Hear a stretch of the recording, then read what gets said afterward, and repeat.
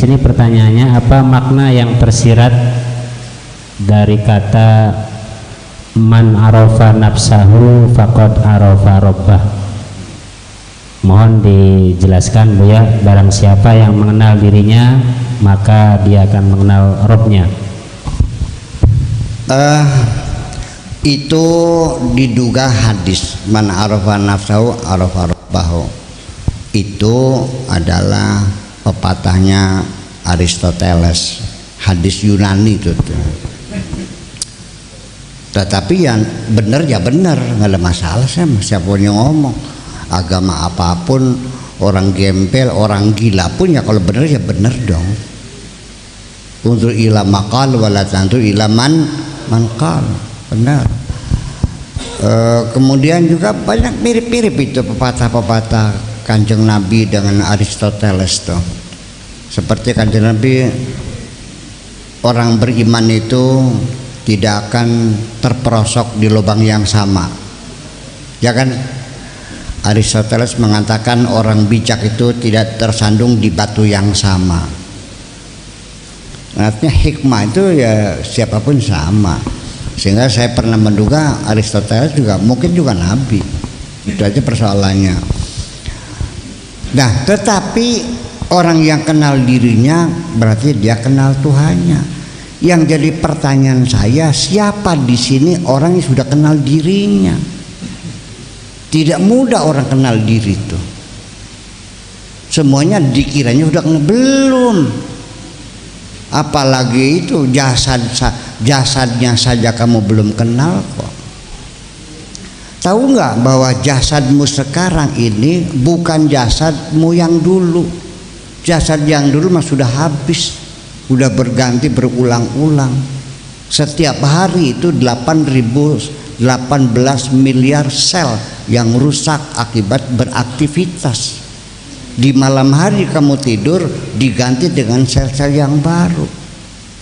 Dalam usia saya 70 tahun ya badan saya bukan badan dulu. Iya kan? Makanya wa man nu'ammirhu nunaqqisu fil khalqi. Kalau Allah itu akan memberi orang itu umurnya panjang, maka pergantian sel setiap harinya diciptakan secara sempurna. Usia sudah 75 tahun tapi masih perkasa. Ya karena pergantian selnya itu begitu. Nah ini orang zaman dulu kan orang itu makin tua kayak dibalik lagi kayak bocah maning. Untungnya ompong maning, jiwanya kayak anak-anak lagi. Masa afala taqilun. Nah itu kan, nah itulah makna semacam itu. Apa yang bekerja kita juga tidak tahu bagaimana organ tubuh kamu bekerja. Bagaimana tubuh mengeluarkan antitoksin, menyerang semua toksin yang masuk dalam dirimu itu. Bagaimana partikel-partikel itu dihancurkan oleh leukosit itu. Paham enggak kan? Ya wis baru jasad yang belum paham sih, apalagi yang ruhaniyat. Saya yakin orang yang kenal diri pasti kenal Tuhannya. Dari itu saja sudah, enggak usah yang lain-lain deh. Kita dalam anatomi mengenal bagaimana kerjanya leukosit saja, itu sudah sangat mengagumkan. Ini pasti tidak mungkin akan bekerja secara sporadis. Ya, ini mungkin adalah organisasi, suatu logika yang sangat canggih dan very sophisticated. Dari situ saja sudah bisa mengungkap kebenaran Tuhan. Nah kalau kamunya sekolah enggak, matematika enggak, biologi enggak, kimia enggak, dari mana kamu bisa mengenal Tuhanmu? Nah saya mau kasih tahu, ilmu fikih itu tidak mengantarkan kepada ketuhanan. Ya malah ruwet baik ini barangnya. Iya, kan itu hanya berdalil kayak orang ahli hukum ya. Iya, yang semuanya itu sampai sekarang juga ahli hukum jadi bingung kita deh. Setiap kasus itu baru ada 2 bukti yang kuat untuk menetapkan tersangka. Itu pun yang sifatnya direct evidence. Ada terjadi orang dihukum hanya sifatnya artinya bukan direct evidence, circumstances evidence. Kok bisa dihukum sih? Ini kan persoalan. Dan kita ini kan kontinental, bukan Anglo-Saxon. Jadi setiap putusan pengadilan tidak bisa menjadi referendum.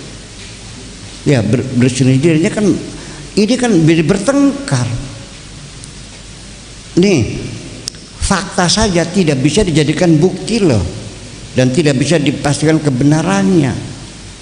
Nah, fikih itu kan sering terjebak begitu persoalannya, sering terjebak. Nanti kita uraikanlah dalam kesempatan lain. Jadi ya ujung-ujungnya ya urusan ngotak-ngatik, urusan mubtada khobar fi'il fa'il itu urusannya nantinya.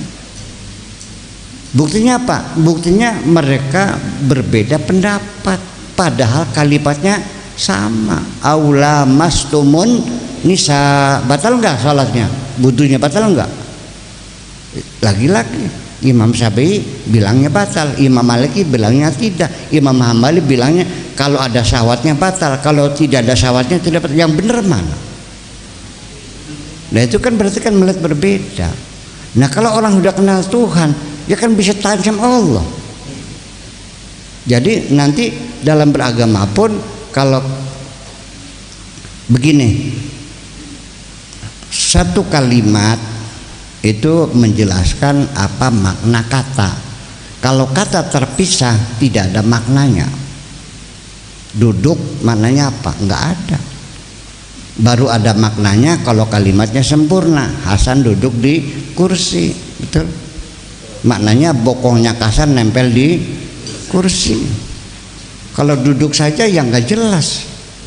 Nah, Hasan duduk di kursi, maknanya bokongnya nempel di kursi. Tapi begitu kalimatnya berubah, Belanda menduduki Indonesia, nah bokongnya Belanda nempelnya di mana? Kalau berebut kedudukan berebut bokong gitu. Kartu penduduk, kartu bokong gitu. Itulah maknanya. Jadi itu baru katanya. Maksudnya apa? Belum tentu kita mengerti apa yang dimaksudkan oleh sang pembicara. Ini Al-Qurannya ngomong siapa? Allah. Jadi kalau pengen tahu mananya sama siapa nanyanya? Sama Allah. Mereka nggak bisa nanya Allah, nanya makan jeng Nabi. Mereka sendiri menanya hanya beberapa kata saja. Sampai sekarang nggak ada namanya tafsir Nabi, itu nggak ada. Nabi tidak menafsirkan Al-Quran, hanya menyampaikan apa adanya. Nah situlah makanya berbeda pendapat. Nah, itu makanya jadi di penghujungnya bahwa nanti siapa yang lebih mengerti tentang firman Tuhan bukan orang ahli bahasa, tapi orang yang sudah kenal Tuhan. Iya dong. Kalau orang ikut ngaji saya baru sekali 2 kali masih sering salah paham. Setelah kenal betul baru paham kan. Sampai Pak Edi mah ketika diamnya saya sudah paham dia. Iya, apalagi ngomongnya kan. Ya, begitu kira-kira. Ya, itu betul dan itu silakan coba kenali dirimu sendiri. Dari dimensi sosiologis saja orang belum kenal diri salah nempatkan. Baru bisa baca kitab Sapinah takrib saja merasanya sudah jadi ulama besar. Kondangan duduknya di depan di mebel kan enak, kuehnya di piringnya muncul nggak, ada black forestnya, ada teto bruknya kan enak, duduknya empuk. Dia merasanya jadi ulama besar, ya diusir sama tuan rumah. Jadi duduknya ini buat para ulama. Ya saya juga ulama juga, kalesan goblok. Jadi dia salah tempat, dikiranya dia sudah jadi ulama besar. Betul enggak? Ada orang menjelek-jelekan Gus Dur, jelekan Gus Majid. Dia pernah mondok baru 2 tahun. Saya bilang, duduk level sirah kun mah, bukan level kamu. Bilang, ya saya juga kiai dong. Oh konon. Orang kenal diri enggak? Dari perbuatan saja, ucapannya, perbuatannya, tingkah lakunya, saya bisa menebak orang itu tahu diri atau tidak. Ternyata banyak orang yang tidak tahu diri, apalagi tahu Allah, diri yang nggak tahu kok. Betul nggak? Itu pun orang yang tahu diri belum tentu tahu Allah. Tetapi orang tahu Allah ya harus tahu diri dulu, gitu aja. Orang tahu diri tidak mesti harus tahu Allah, tapi orang tahu Allah harus melalui tahu diri, gitu aja. Orang yang ambil program dokter harus S2 dulu dong, betul nggak? Jadi ada rangkaian semacam itu. Jadi Kalau pengen belajar benar nih, salah satunya ya tahu diri, itu aja. Tahu diri ini salah satunya adalah tidak pernah merasa benar. Kalau orang rasa benar, nah orang itu tidak tahu diri. Saya nanya, ibu-ibu pengen bener nggak, Bu? Pengen bener nggak? Kalau pengen bener, jangan pernah ngerasa bener. Orang ngerasa bener itu nggak tahu diri artinya. Sebab orang yang ngerasa bener itu artinya orang itu sudah tidak benar. Orang yang benar itu tidak pernah ngerasa benar, ngerasanya salah melulu.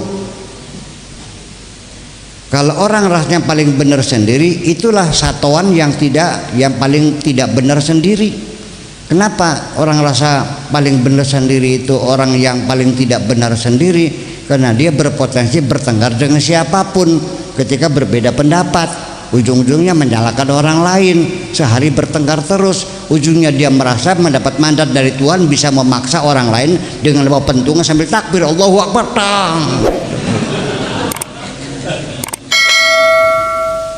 Oke? Jadi tahu diri aja dulu gitu.